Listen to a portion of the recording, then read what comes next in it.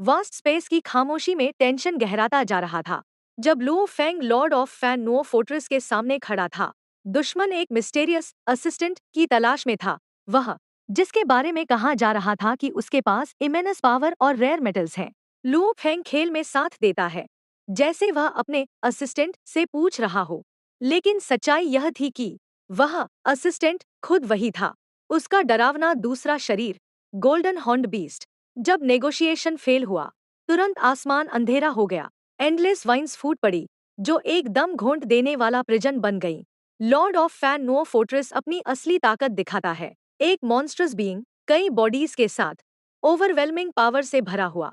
लेकिन Luo Feng घबराता नहीं, वह मुस्कुराता है। और फिर गोल्डन हॉर्न बीस्ट प्रकट होता है, मैसिव, फेरोशियस और अनस्टॉपेबल। बैटलफील्ड कैओस में फट पड़ता है।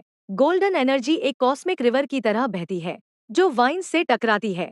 बीस्ट अपना साइज बढ़ाता है, कोलोसल बन जाता है, रॉ डोमिनेंस से हर रिस्ट्रेंट्स तोड़ देता है। उधर लुओ फेंग डिवाइन प्रिसीजन के साथ लड़ता है, उसके विंग्स लाइट के ब्लेड्स की तरह हर अटैक को काट देते हैं। और तभी सच्चाई सामने आती है, वे दो नहीं हैं, वे एक हैं। जैसे जैसे बैटल इंटेंस होता है, Lord of Fan Nuo fortress को भी डर महसूस होने लगता है। उसके अटैक्स लगातार गिरते हैं, पावरफुल, रिलेंटलेस। लेकिन लो फेंग सब सह लेता है। बाहर से लगता है कि वह दबाव में है, लेकिन असल में टाइड पहले ही बदल चुकी होती है, क्योंकि गोल्डन हॉर्न बीस्ट पूरे बैटलफील्ड को ओवरवेल्म करने लगा था। आखिरकार इस बढ़ते हुए टेर को सह न पाने के कारण ब्लॉसमिंग स्नो वाइन पीछे हट जाती है, जो एक कैलकुलेटेड हंट के रूप में शुरू हुआ था। वह एक शॉकिंग रियलाइजेशन में बदल गया। लुओ फेंग कोई प्रे नहीं था, वह एक छुपा हुआ मॉन्स्टर था, जो अब अपने नुकीले दांत दिखा चुका था। बैटल पहले ही पलट चुकी थी, लेकिन असली शौक भी बाकी था। टूटे हुए बैटलफील्ड के बीच खड़ा Lord of Fan Nuo fortress आखिरकार सच समझ गया। वह पूरी तरह सप्रेस हो चुका था। उसकी ताकतवर ब्लॉसमिंग स्नोवाइन, एक लेजेंडरी लाइफ फॉर्म, भी उस डरावने गोल्डन हॉर्न्ड बीस्ट को रोक नहीं पा रही थी। उसके दिल में पहली बार डर उतर गया। बिना एक पल गवाए उसने भागने का फैसला किया, लेकिन अब भागना नामुमकिन था। ऊपर आसमान में लुओ फेंग अपने विंग्स फैलाता है, स्पेस और टाइम खुद डिस्टॉर्ट होने लगते हैं।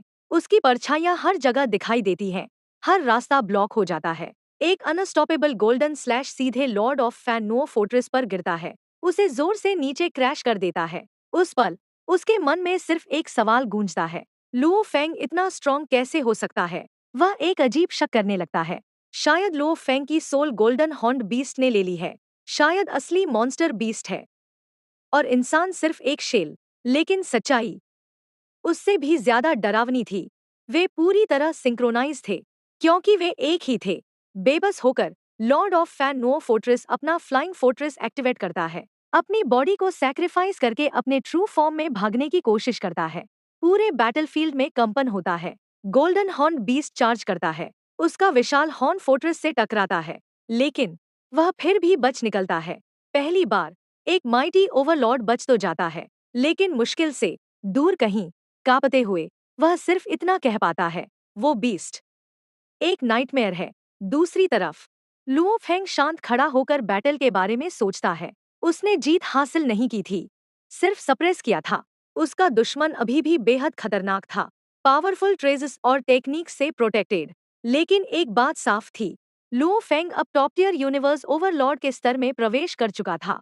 फिर भी एक सवाल उसे परेशान करता है, Lord of Fan Nuo fortress उस मिस्टेरियस मेटल के लिए इतना रिस्क क्यों ले रहा था? उसे उसमें कोई छुपी हुई वैल्यू महसूस होती है, और वह जांच करने लौट जाता है। कहीं दूर यूनिवर्स की गहराइयों में एक खतरनाक being, star river master, time revival के जरिए दर्जनों यूनिवर्स नाइट्स को वापस लाता है। उसके पैलेस में एक सवाल गूंजता है, लुओ फेंग का हेल्पर कौन है? ज्यादातर जवाब देते हैं, एक ब्लैक गोल्डन हॉर्न्ड बीस्ट। लेकिन कुछ हिचकिचाते हैं, क्योंकि वे लुओ फेंग से मरे थे। प्राचीन और शांत हॉल के भीतर लुओ फेंग एक रहस्यमयी स्टोन प्लेटफॉर्म के सामने खड़ा था, एक ऐसा प्लेटफॉर्म जो किसी भी ट्रेजर की असली वैल्यू बता सकता था। उसने दुश्मनों से कई मेटल्स इकट्ठा किए थे, लेकिन तीन अब भी अनजान थे।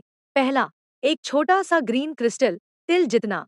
टेस्ट करने पर वह एक रेयर ट्रेजर निकला, लेकिन उसकी वैल्यू लुओ फेंग के लिए मामूली थी। फिर आया दूसरा, एक अजीब ब्लैक मेटल, जिस पर अनगिनत मिरर जैसे फेसेट्स बने थे। जैसे ही वह प्लेटफॉर्म को छूता है, टाइम जैसे स्लो हो जाता है, यहाँ तक कि सिस्टम भी ज्यादा समय लेता है। और फिर एक आवाज पूरे हॉल में गूंजती है, disambiguation mirror stone worth 20 true treasure points. एक पल के लिए लुओ फेंग रुक जाता है, फिर उसकी आंखों में चमक जल उठती है। यह कोई साधारण ट्रेजर नहीं था। उसके दिमाग में यादें उमड़ पड़ती हैं।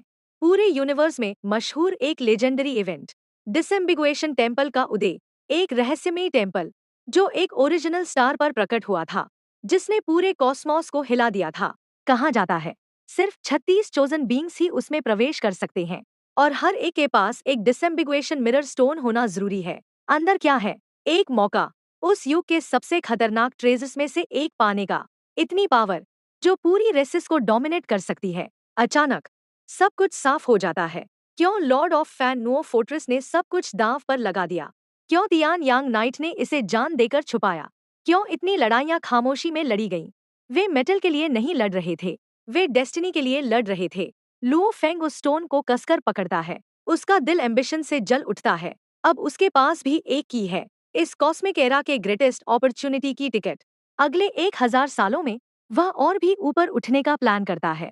पहले यूनिवर्स ओवरलॉर्ड बनेगा, फिर उस टेम्पल में एक चोजन बनकर प्रवेश करेगा, क्योंकि वह जानता है यह सिर्फ एक ट्रेजर हंट नहीं है, यह सुप्रीमेसी की लड़ाई है। और अब लुओ फेंग आधिकारिक रूप से इसका हिस्सा बन चुका है। बस्टलिंग सिटी के ऊपर आम जिंदगी के बीच छिपा हुआ Lord of Fan Nuo fortress शांत बैठा था, लेकिन उसका मन अशांत था।